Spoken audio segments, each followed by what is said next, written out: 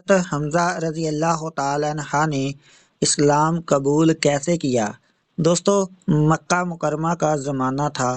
آپ صلی اللہ علیہ وآلہ وسلم دن رات لوگوں کو محبت، اخلاق اور اللہ کی وحدانیت کی طرف بلاتے تھے، مگر قریش کے کچھ لوگ آپ کو تکلیف دیتے تھے۔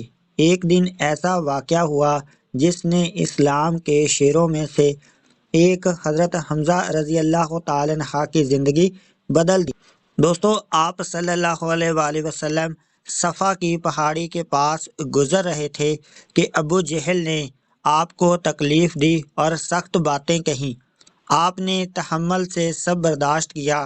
آپ نے کوئی جواب نہیں دیا کیونکہ آپ کے اخلاق سب سے اعلیٰ تھے۔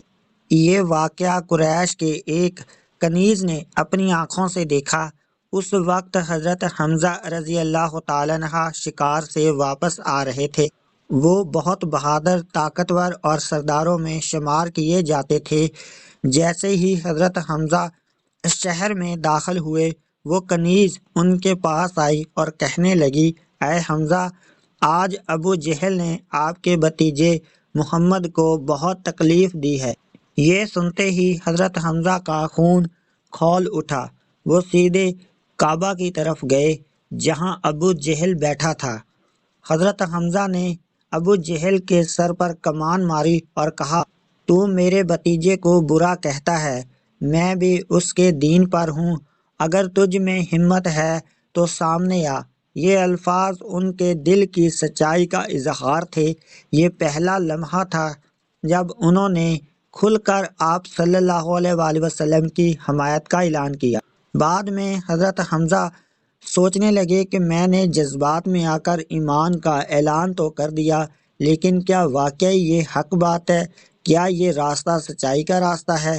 انہوں نے اللہ سے دعا کی، اے اللہ، اگر محمد صلی اللہ علیہ وآلہ وسلم کا دین سچا ہے تو میرا دل اس پر جما دے۔